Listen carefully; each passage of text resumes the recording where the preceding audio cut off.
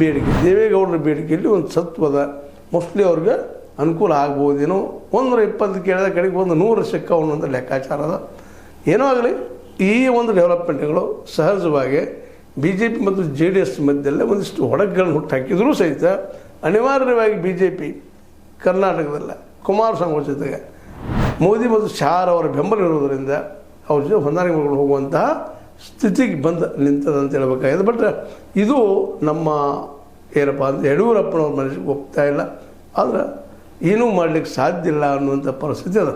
ಒಟ್ಟಾರೆಯಾಗಿ ಹೇಳುವಂಥದ್ದು ಏನಪ್ಪ ಅಂತಂದ್ರೆ BJP ಮತ್ತು JDS ಗೆಳೆತನ ಮುಂದೆ ಇವತ್ತೇನಾದರೂ ವರೆದಿದ್ದರೆ ಅದಕ್ಕೆ ಮೋದಿ ಶಾ ಅವರ ಕಾರಣ, ಇಲ್ಲಾಂದ್ರೆ ಎಷ್ಟರಲ್ಲೇ ಮುರಿದು ಬೀಳ್ತಿತ್ತೇನೋ ಅನ್ನುವಂಥ ಮಾತುಗಳು ಅವೆರಡೂ ಪಕ್ಷಗಳ ವಲಯದಲ್ಲಿ ಕೇಳಿ ಬರ್ತಾಯಿದೆ.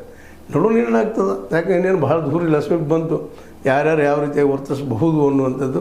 ಆದರೆ ಇವತ್ತಿಗೂ ಸಹಿತ JDS ಮತ್ತು BJP ಒಂದಾದಂಗೆ ಮೇಲ್ನೋಟಕ್ಕೆ ಅನಿಸಿದ್ರು ಒಳಗೆ ಮಾತ್ರ ಬೆರಕುಗಳಿದ್ದಾವೆ ಅನ್ನೋದು ಸ್ಪಷ್ಟ ಆಗ್ತಾನಲ್ಲ ಅಂತ ಹೇಳ್ತಾ, ಇದು ನಿಮ್ಮ ಲೈಕ್ ಆಗಿರ್ಬೋದು. ಲೈಕ್ ಮಾಡಿ, ಶೇರ್ ಮಾಡಿ, ಕಮೆಂಟ್ ಮಾಡಿ, ಜೊತೆ ಸಬ್ಸ್ಕ್ರೈಬ್ ನಿಲ್ಲಿಸಬೇಡಿ. S60 ನ್ಯೂಸ್ ಅರ್ಥ ಚಿತ್ರವಿದು ಸತ್ಯದ ಕೈಗೆ ನಡಿ. ವಂದನೆಗಳು.